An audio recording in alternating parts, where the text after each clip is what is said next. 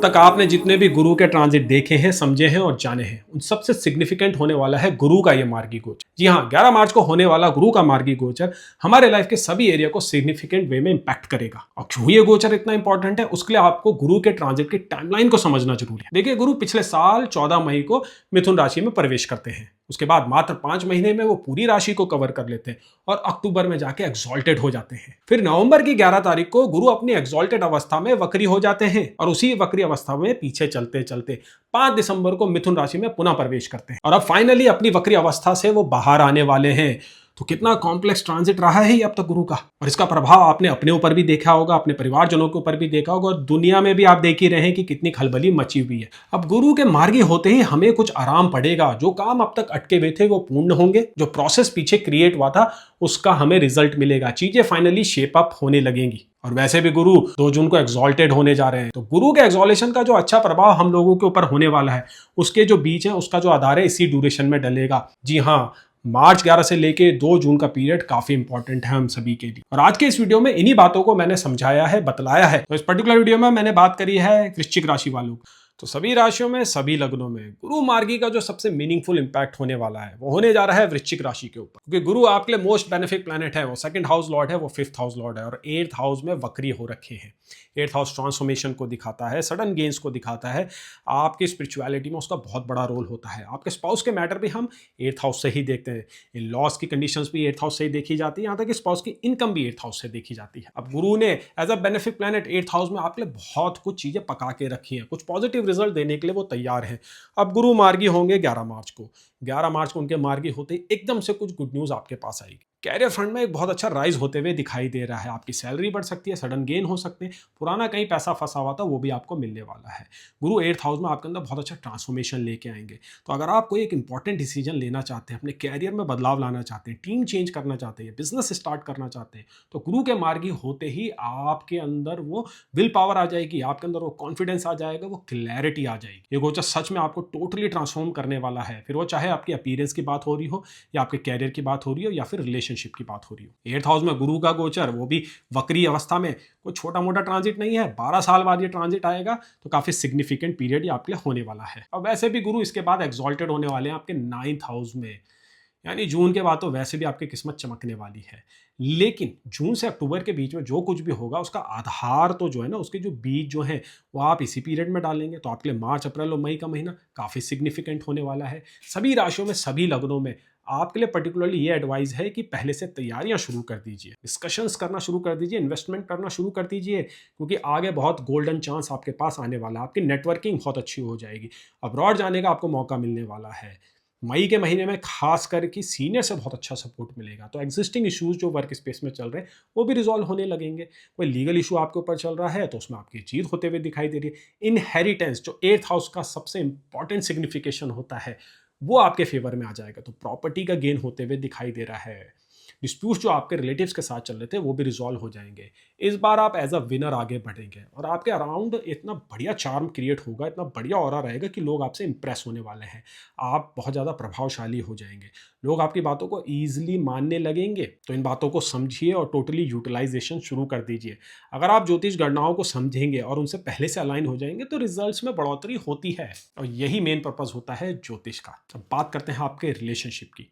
देखिए, अगर आप अभी अनमैरिड हैं या आपके मैरिज में कोई इशू चल रहे हैं, तो गुरु के मार्गी होते ही आपके बहुत अच्छा रास्ता खुलने वाला है। आपकी जो अनबन पास्ट में हुई थी अपने स्पाउस के साथ या इन लॉज के साथ, तो वो रिजॉल्व करने के लिए आपको एक मौका मिलेगा। मार्च के महीने में ही ये होने वाला है, क्योंकि मार्च के महीने में अधिकांश समय वीनस एक्सॉल्टेड है आपके 5th हाउस के ऊपर, जो इमोशंस को दिखाता है, लव अफेयर को दिखाता है। उसके बाद वीनस आ जाएंगे आपके 6th हाउस के ऊपर।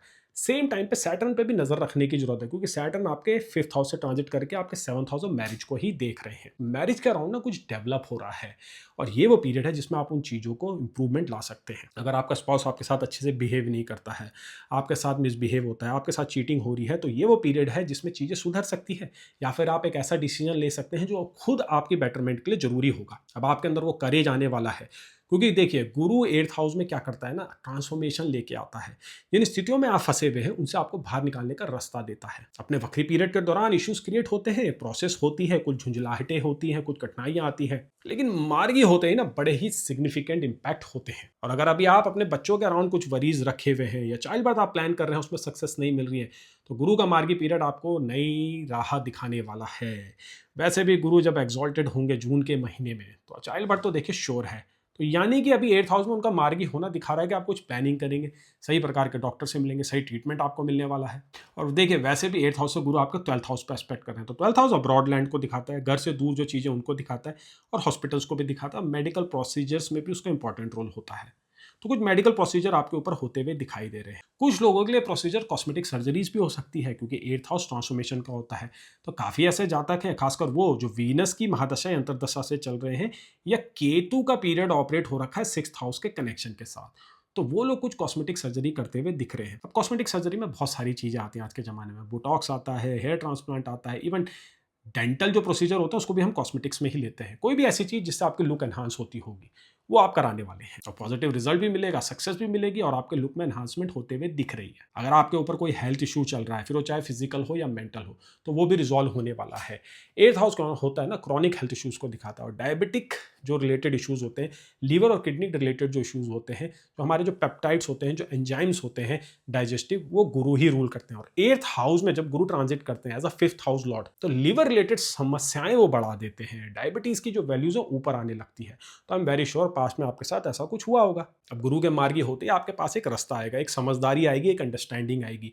गुरु यहाँ से आपके 2nd हाउस पे देख रहे हैं, जो आपकी वाणी का भी होता है और आपके खाने पीने की आदतों का भी होता है। तो आई थिंक आपकी जो फूड की जो हैबिट्स है ना वो इंप्रूव होने वाली है। अब आप पहले से सही चॉइसेस बनाने वाले हैं।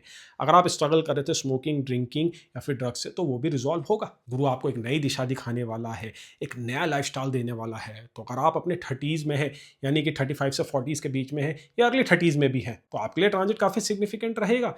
क्योंकि ऐसे समय में, इस एज ब्रैकेट में, गुरु का ऐसा गोचर लाइफ को सही दिशा दे सकता है। आपका ध्यान मेडिटेशन में जाएगा, योगा में जाएगा, आप रिट्रीट्स भी करने वाले हैं, कुंडलिनी जागरण के ऊपर आप काम करने वाले हैं। तो अंडर एस्टिमेट बिल्कुल भी मत कीजिए इस ट्रांजिट को। ये ऐसा ट्रांजिट है जो आपको लाइफ के लिए रेडी करता है, जो ट्रांसफॉर्मेशन देता है। ये वो ट्रांजिट है जो आपकी पर्सनैलिटी में डेप्थ लेके आता है, आपको विचारशील बनाता है, आपको फिलोसफिकल बनाता है, आपका बुक्स की तरफ ध्यान देता है, आप पिलग्रिमेज करना चाहते हैं, आपको वो आइडियाज देता है, वो इंक्लिनेशन देता है। अगर आप रिसर्च में हैं तो ये गोचर आपको टॉप क्लास का रिसर्चर बना देगा। आपका माइंड नए नए सब्जेक्ट्स की तरफ जाएगा। वो एस्ट्रोलॉजी हो सकता है, क्वांटम फिजिक्स हो सकता है, केमिस्ट्री हो सकता है, बायोलॉजी हो सकता है, हिस्ट्री हो सकता है। कोई एक ऐसी चीज आप पकड़ने वाले हैं जो आपके माइंड की डेप्थ को खोल देगी, आपकी रेंज बढ़ने वाली है। इवन बात करते हुए भी ना आपके पास बहुत अच्छी वोकैबुलरी बनेगी, आपकी कन्वर्सेशन स्किल अच्छी हो जाएगी, आपके पास ऐसे ऐसे आइडियाज आएंगे कि मोस्ट ऑफ द लोग जो है ना आपके साथ स्टैंड नहीं कर पाएंगे, मतलब आपके साथ वो compete नहीं कर पाएंगे, और आपके साथ जो है ना वो मैच नहीं कर पाएंगे। एक सेंस ऑफ एनलाइटमेंट भी होने वाला है आपको। जी हाँ, गुरु 8th हाउस में ऐसी फीलिंग देते हैं कि मैंने काफ़ी कुछ जान लिया है।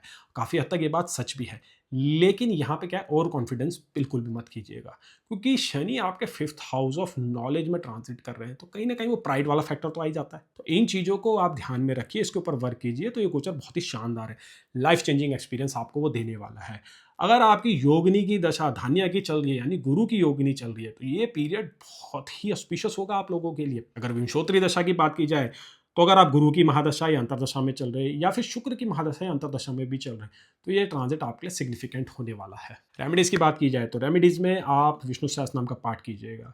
स्कॉर्पियो राशि वालों को, स्कॉर्पियो लगन वालों को विष्णु सहस्त्रनाम पढ़ना कंपलसरी है, या तो आप खुद से कीजिए या किसी और से कराइए। आगे देखिए नवरात्रे भी बहुत जल्दी आने वाले हैं, उसमें आप राहु के अपीजमेंट के लिए देवी की पूजा पाठ कीजिए, देवी का व्रत रखिएगा। काफ़ी सार्थक आपके लिए वो होने वाला है। ये गोचर आपके लाइफ के हर एरिया को इम्पैक्ट करने वाला है। तो ज़्यादा से ज़्यादा सात्विक बनिए, नॉनवेज अवॉइड कीजिए, सही कंपनी कीजिए, सत्संग कीजिए। मैं आशा करता हूँ ये गोचर आपके लिए शानदार जाए, आपको बहुत अच्छे अच्छे रिजल्ट मिले, आपकी मनोकामनाएं पूर्ण हो, आप अपने टारगेट्स को अचीव करो, आपकी पर्सनैलिटी में बहुत अच्छा निखार आए, आप फाउंडेशन रखें एक अच्छे रिलेशनशिप की, अच्छी मैरिज की। आपका कोई भी सवाल है आप नीचे से कमेंट सेक्शन में लिखिएगा। आपको कंसल्टेशन चाहिए तो आप मुझे व्हाट्सएप कर सकते हैं या फिर ईमेल भी कर सकते हैं। अब हम आगे बढ़ते हैं, जानते हैं अगली राशि का हाल, जो कि है धनु राशि।